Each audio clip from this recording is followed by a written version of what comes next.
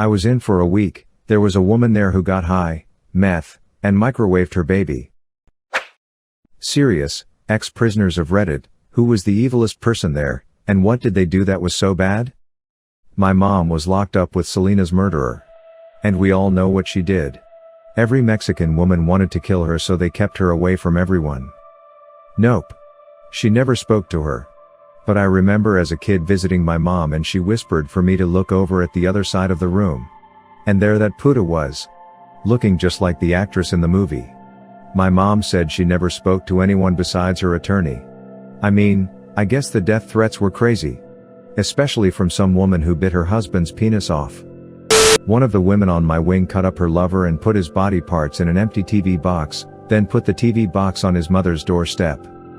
Not in prison, but I was an intern in a public defender's office over 10 years ago, and the one that stands out was a juvenile locked up for the third time for raping kids aged 2 to 4. The kid was obese and clearly very damaged.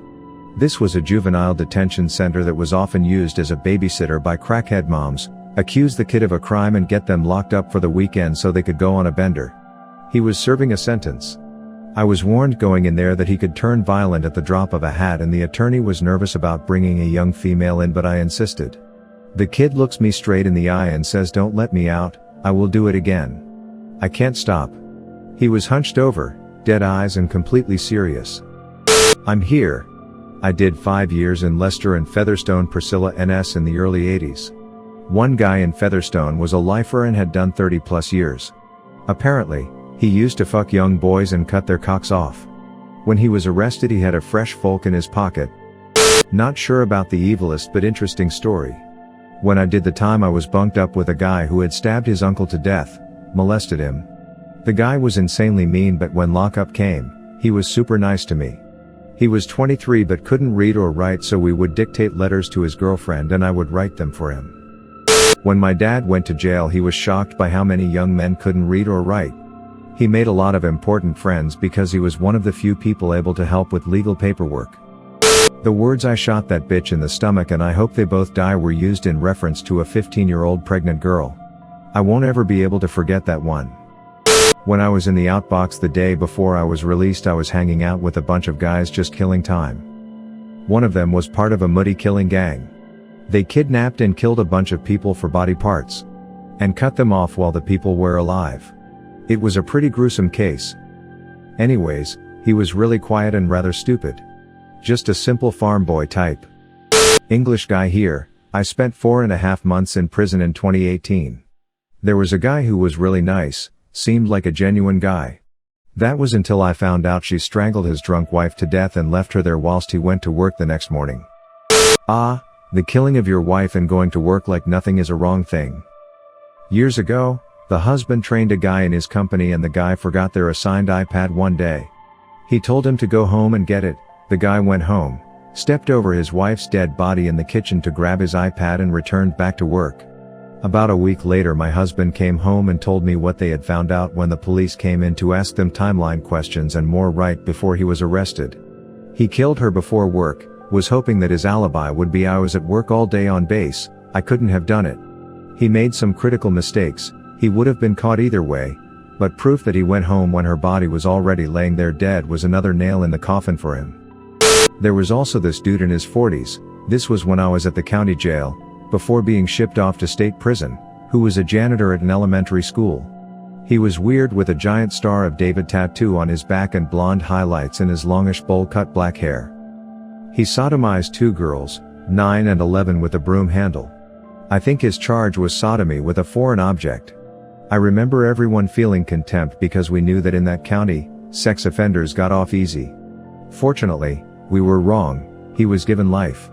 I remember the paper he got from court read. Release date, deceased. There was another chamo who raped his 3-year-old daughter, and when his wife caught him, she freaked out and called the police. He ran from the cops in a car and drove off a cliffside. Whether that was on purpose or not, I'm not sure, but here is where it gets worse. So after the accident, he couldn't talk or act normally. He was essentially retarded, would shuffle around and rock back and forth anytime someone talked to him. Brain damage is what people said, from the car crash. People were nice to him until they found out his charge. then ignored him or were cold towards him, but he was restarted at this point, so no one went out of their way to harm him. This went on for maybe 7 or 8 months, but people started to say he was full of shit because gradually he started acting more normal, or people would catch him acting more normal than they believe he tried to portray himself. Eventually, it became obvious. He could not keep up the charade any longer, and everyone knew he was faking being retarded.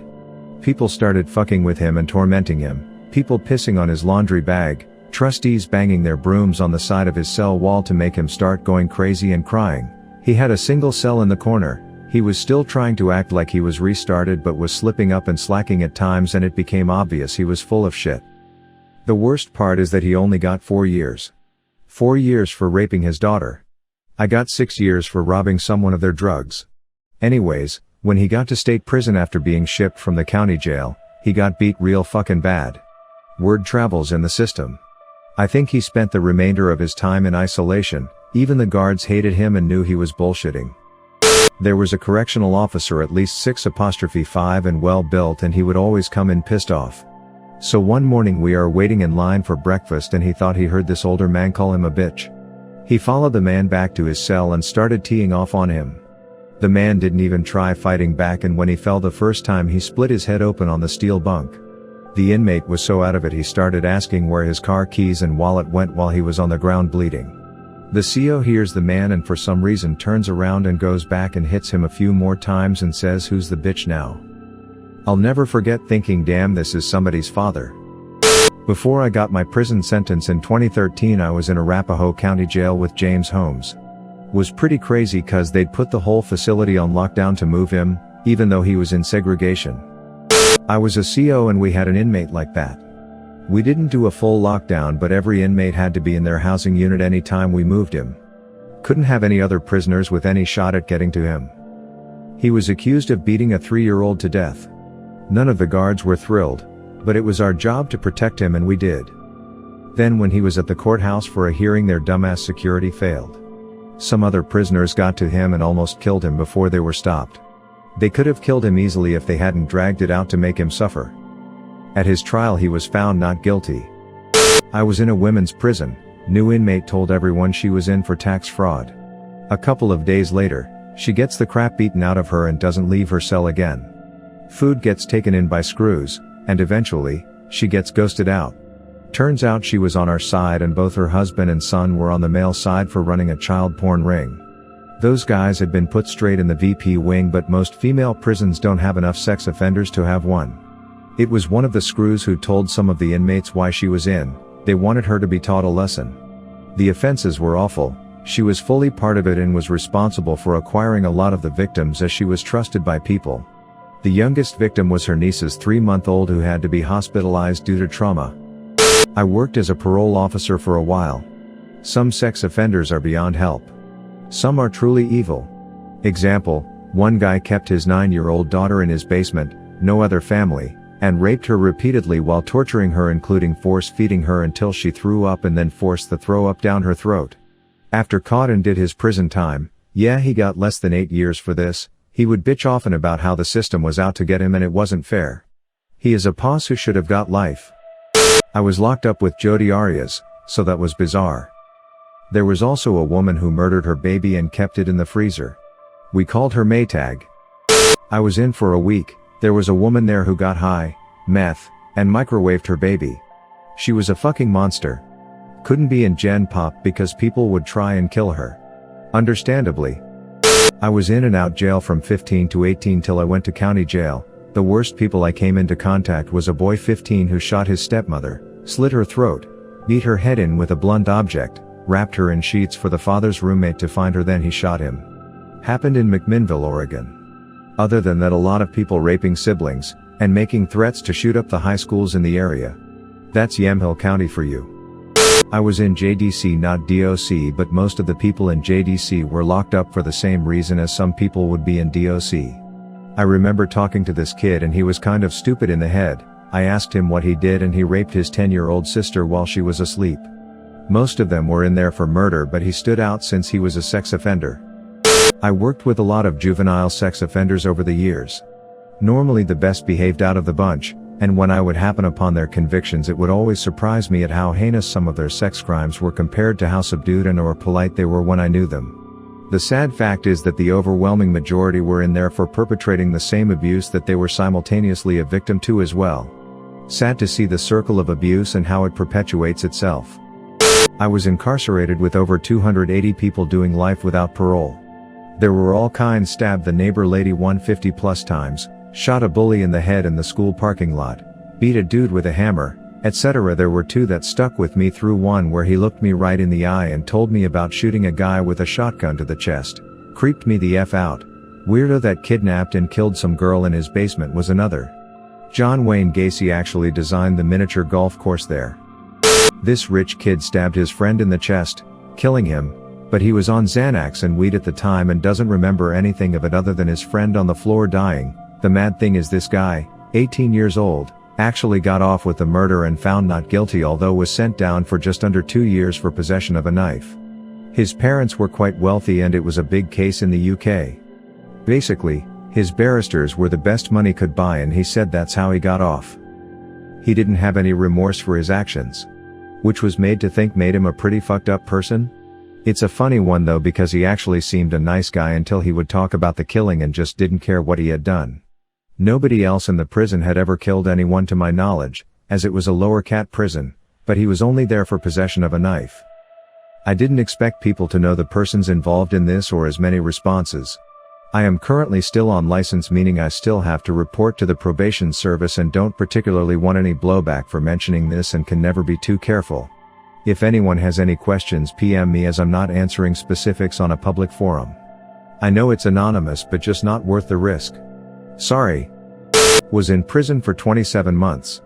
Unfortunately, your child rapists and kiddie porn guys were mixed into Gen Pop, so you would get all kinds like that everywhere. The worst one I heard of was when I was in military prison. Details are foggy because this was 13 years ago, but I remember there being a guy who got 99 years for murder. He had killed a guy, then killed the guy's wife because she was home and would have been a witness, but not before raping her first. The whole facility got locked down every time they moved this guy because they didn't even want the other inmates to see what he looked like. The other fucked up one was at the same facility. So in the army, there's a thing called turtle fucking, where you hit someone's Kevlar helmet with your Kevlar helmet. It makes a loud thonk sound but doesn't really hurt. People didn't hit super hard, just hard enough to make the noise happen. This guy turtle fucked a girl when she wasn't wearing a Kevlar helmet. She ended up dying while the guy was still awaiting his trial, and he went full on cuckoo bananas. I had a cellie in prison who was a KKK white boy. He was a madman. He was always pissed off and would say the craziest stuff like, "Did you hear that? The white rhino is going extinct. Fucking Jews?" I was watching the movie about black pilots in World War II and he sat down indignant and rolled his eyes and guffawed. "Black pilots? Come on." I said, "You really think there are no black pilots?" He said, "Hell no, have you ever seen a black pilot?" It was like this every day until my move finally got approved. When I was in jail, my cellie was a guy that tied his old lady down to their table and tried to carve "Do not resuscitate" into her chest. Halfway through, the cops showed up because the neighbors could hear her screaming. I tried as politely as I could to tell the captain that I don't mess around with woman beaters and asked for a block transfer.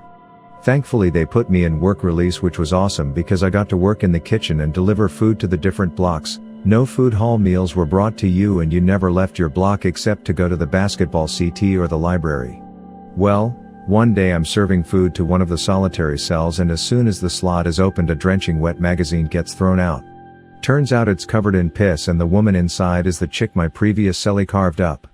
Turns out she stabbed her son with a syringe of her blood and she was inside too.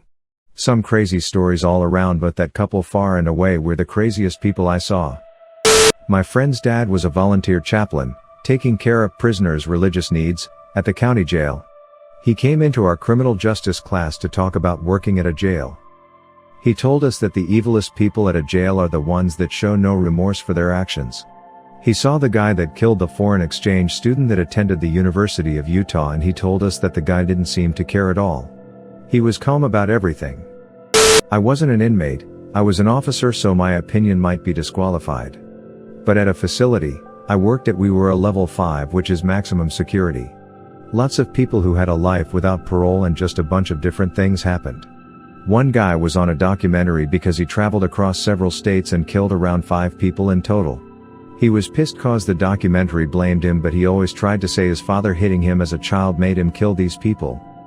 Then there's the old guy who raped his young grandchildren and was furious that he was sent to prison cause they were his grandkids so he could do whatever he wanted.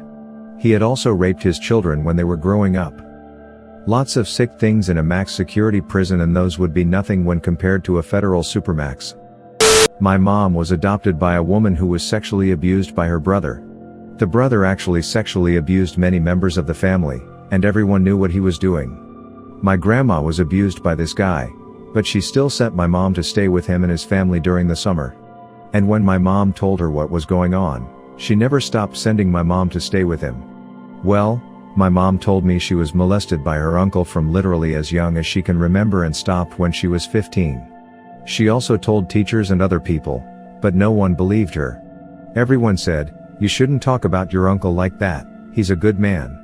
Everyone thought he was such a good man because he was very involved with the church. Her uncle ended up killing himself. But I've always hated my grandparents for letting my mom go through that. During my time in healthcare, there was a security officer that looked like a skinhead, but he was not. He was huge, like 6'5", around 370 pounds. Tattoos covered his body, but they were only just noticeable because he wore full-length shirts with collars. I got to know him and found out he was a retired correctional officer. He worked for more than 20 years.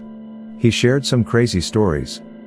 He talked of outright unbelievable stuff, but of all the things, this one of the most horrendous inmates he spoke of.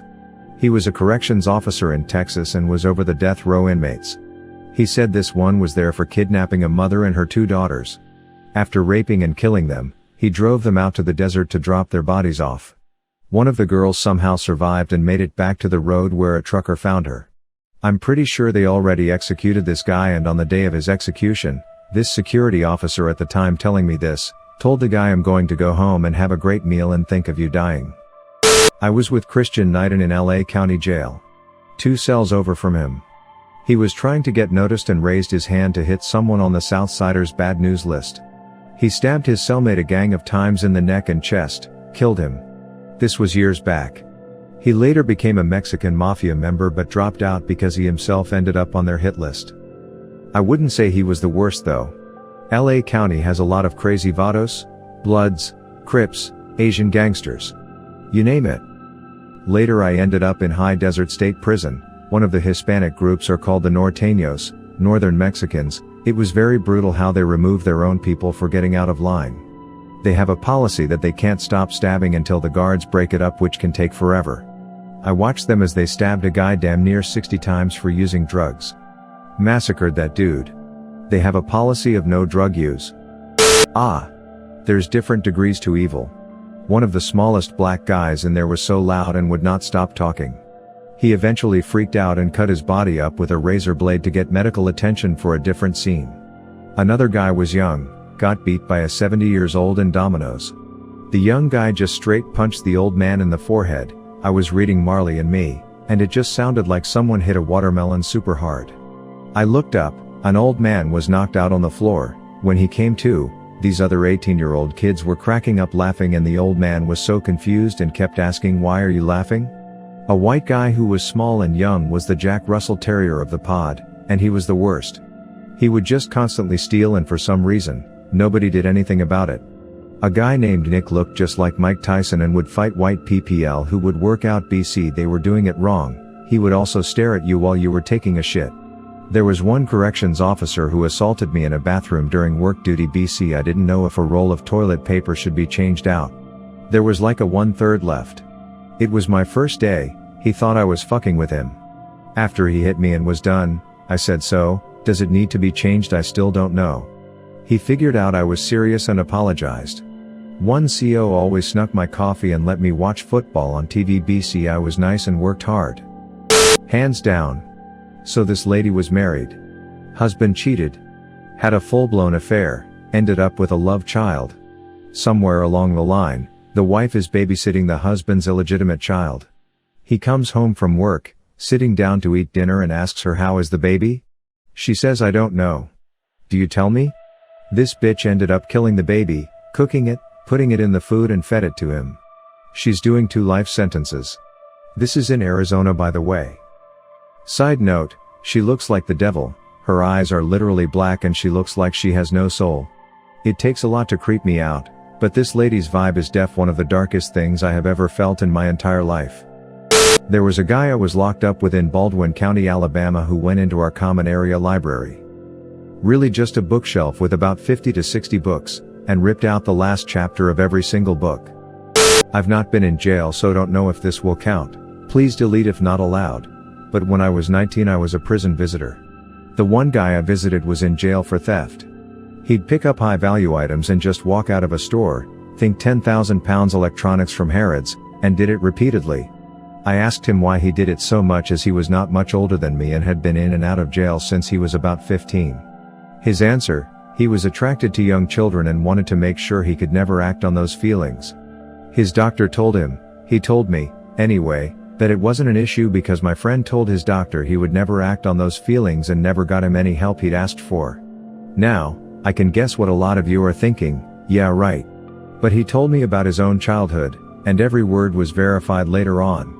Both his parents had been sexually abusing him for as long as he could remember, passed him around their disgusting friends to use as they wanted along with other children at parties, etc. Just over a year of visiting him and he hung himself, because he was going to be released and didn't want to be outside in case he did abuse some other child, and left a message saying he wanted to be sure he'd never hurt anyone the way he was.